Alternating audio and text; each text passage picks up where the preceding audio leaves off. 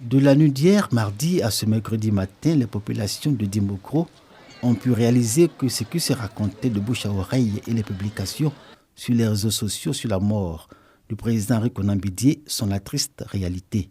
Dans tous les milieux et dans tous les quartiers de Dimokro, l'atmosphère depuis ce matin est à la tristesse. On était surpris de la mort de notre papa, Henri Konan Bédié. En tout cas, ça nous fait mal. Ça nous fait mal. On continue de pleurer. Ça nous fait tous mal. Effectivement, c'est un grand monsieur, il a beaucoup fait. C'est là vraiment qu'on doit prier chaque jour pour son repos. Au siège du PDC RDA, parti que présidait Henri Konan Bédié jusqu'à sa disparition ce 1er août 2023, aucune présence à l'arrivée de l'équipe de reportage. Tout était fermé. Les responsables au plan local du vieux parti n'y étaient pas. Deux parmi ceux-ci, Jean au téléphone, ont accepté de recevoir notre équipe de reportage. L'homme à son lieu de travail et la femme à son domicile. Moment de consternation. Hier soir, quand nous avions appris le décès, il faut dire que nous sommes tous abattus, nous sommes tous déçus, mais c'est la vie. Je suis sans voix. Je profite de l'occasion pour dire aux militantes et militants du PDCI RDA de s'entendre. Que cette mort brutale-là nous serve de leçon. Henri Konan Bédié est décédé à l'âge de 89 ans, alors que selon des proches de la famille, il ne présentait aucun signe de maladie. Sa disparition, un grand vide pour le PDC RDA et une grosse perte pour la Côte d'Ivoire tout entière. Un collège à Moronou, le vœu des populations de cette sous-préfecture du département de Toumoudi est devenu une réalité.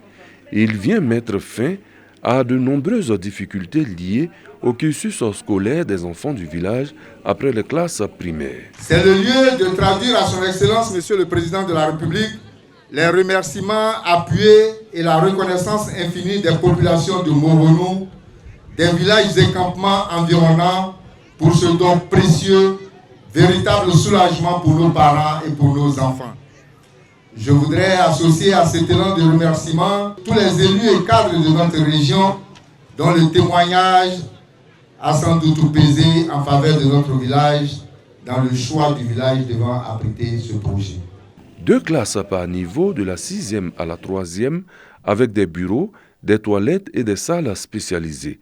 Le collège moderne de Moronou fait partie du vaste programme de construction de collège de proximité en cours en Côte d'Ivoire dans le cadre du contrat de désendettement et de développement C2D.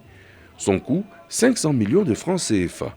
C'est le président du Sénat de Côte d'Ivoire, Jeannot Ahoussou-Kouadio, qui a procédé à son inauguration. À l'école, nos enfants apprennent à vivre ensemble, à se connaître, à se reconnaître et à s'identifier aux valeurs de la nation. L'école forme les esprits de nos enfants et leur assure des connaissances et des compétences pour pouvoir s'insérer dans le monde de l'emploi de demain.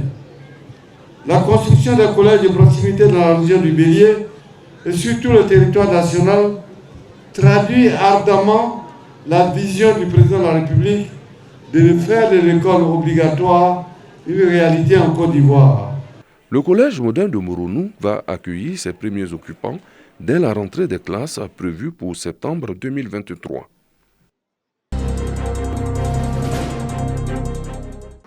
Journée régionale du mérite et de l'excellence du Poro. Le major de tous les bacheliers de la région est Souleymane Soro du lycée Houphouët-Boigny de Korogo, mention très bien Bac D avec 340 points sur 400. Il remporte ainsi le prix Alassane Ouattara de la région. Le prix Amadou Gonclubali de la meilleure fille au bac revient à Marceline Siloué avec 302 points au bac A2, mention bien. Elle remporte en outre le prix Maria Toukone de la meilleure fille littéraire. Barakis Kone, pour sa part, remporte le prix Patrick Haché de la meilleure fille des séries scientifiques. Ils repartent tous avec des trophées, des ordinateurs portables, des diplômes d'honneur, des bourses d'études et du numéraire. Monsieur le ministre, nous vous assurons, mes camarades et moi, que nous porterons haut le flambeau du Poro et de celui de notre patrie, la Côte d'Ivoire. De l'école primaire à l'université, en passant par le collège, le lycée, l'enseignement technique et professionnel, les écoles inclusives, les meilleurs apprenants sont primés. Des prix sont également décernés aux meilleurs établissements scolaires et inspections primaires. Au total, 58 prix distribués pour contribuer à l'amélioration des performances du secteur éducation-formation dans le Poro. Nos résultats également sont en nette progression. De 15% au baccalauréat en 2011, nous sommes au-dessus de 30% aujourd'hui. Nous croyons avec certitude que d'ici quelques années, notre vision d'être la meilleure des drainards de Côte d'Ivoire sera une réalité. L'initiateur de la journée régionale du mérite et de l'excellence du Poro, le ministre de la Communication et de l'économie numérique, Amadou Koulibaly, parrain depuis 12 ans, il s'engage à poursuivre cette action afin que Korogo redevienne la ville d'excellence qu'elle était. C'est une action qui s'inscrit dans la vision du chef de l'État, qui est de mettre l'homme au cœur de son action. Je voudrais saluer le corps enseignant, parce que tous ces résultats, c'est grâce à leur sacrifice que nous parvenons à les obtenir. Président cette journée, le ministre de l'Enseignement supérieur et de la Recherche scientifique, Adama Diawara, se réjouit de l'initiative de son collègue qui promeut l'excellence. Quitte à ce que, après vos études, vous fassiez quelques années en Europe ou aux États-Unis ou au Canada, que sais-je, mais ce qu'on attend de vous, c'est que vous reveniez après, pour venir contribuer au développement de la Côte d'Ivoire. On fera en sorte que le maximum puisse bénéficier d'un appui de l'État. En 12 ans, la journée régionale du mérite et de l'excellence du Poro a fait près de 100 heureux qui ont bénéficié des bourses pour poursuivre leurs études au Maroc, en Tunisie, en Europe, aux États-Unis et au Canada. Lycée professionnel commercial de Bouaki. 425 candidats dissimulés dans 8 filières sont à l'assaut du diplôme du brevet des techniciens supérieurs BTS section 2023. Cette année encore, des mesures sont prises par le ministère de l'Enseignement supérieur et de la Recherche scientifique afin de permettre un bon déroulement de ces épreuves sans fraude. Le président de ce centre d'examen rassure les autorités compétentes de la bonne tenue des épreuves. La fraude, il y a d'abord des outils humains que nous sommes avec les forces de l'ordre. Nous avons aussi des dispositifs techniques, dont le dispositif de biosécurité, biométrie, détecteur de métaux, qui permet d'éviter l'introduction de tout élément à même de profiter à la fraude. Même son de cloche au collège Henri Poincaré de Bouaki. Les compositions se déroulent dans la discipline. Les portables sont interdits donc à tous les candidats, à tous les surveillants et même au personnel du secrétariat. Voilà, seulement le président et le vice-président peuvent donc avoir leur téléphone dans les salles. Et je pense que c'est dans cette mesure-là que la sécurité, enfin au niveau de la fraude, donc, est contrôlée. Après les épreuves écrites, les candidats devront faire face aux épreuves pratiques qui se tiendront du 8 au 12 août 2023. Les candidats au BTS session 2023 consulteront leurs résultats dans le courant du mois de septembre.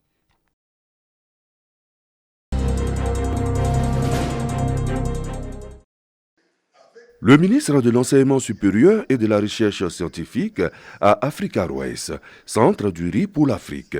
Adama Diawara, accompagné d'une forte délégation, est venu toucher du doigt les réalités, le programme de recherche de vulgarisation de la station.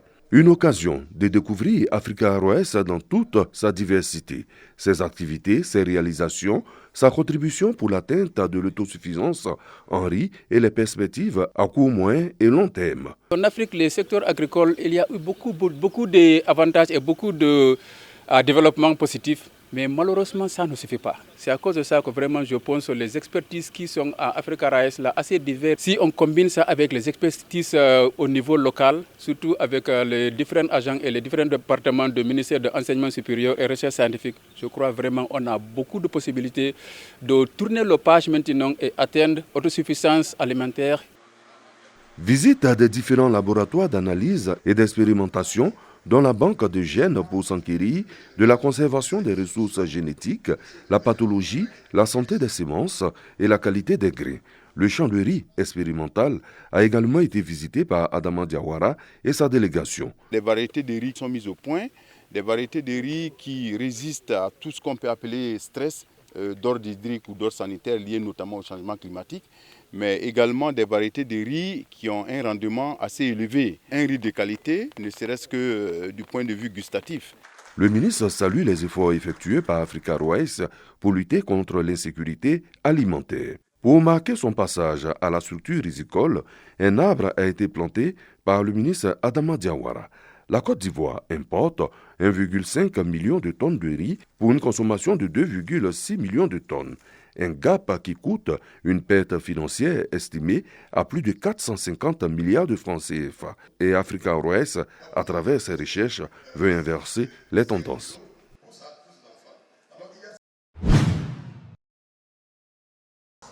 Du matériel agricole et de semences pour la coopérative Scanias à Daniasoué, chef-lieu de sous-préfecture dans le département d'Abengourou.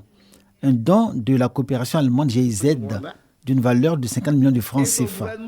Ce sont des pulvérisateurs, des tricycles, des brouettes, des machettes, des bottes, des motopompes, des arrosoirs et des boîtes de semences destinées à 900 femmes, toutes membres de cette coopérative et femmes de producteurs de cacao.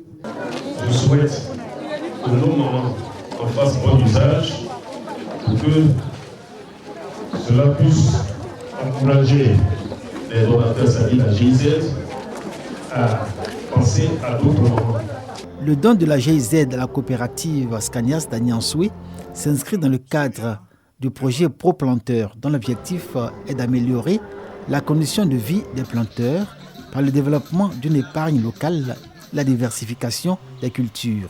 Au final, permettre aux producteurs de bénéficier de revenus décents et alternatifs du cacao et les engager dans les AVEC, Associations villageoises d'épargne et de crédit, dans la perspective de la durabilité de la cacaoculture. À ce jour, on dénombre 30 AVEC installés dans la communauté cacaoyère de la coopérative Scanias à Daniasoué. J'ai pris avec, je fais mes commerces un peu, et puis je vais au champ, je fais mes piments, manioc, aubergines, ça va. En tout cas, les femmes n'ont qu'à venir. Il ne faut pas qu'ils vont laisser les bras croisés, ils n'ont qu'à venir, on fait ensemble, parce que c'est très important.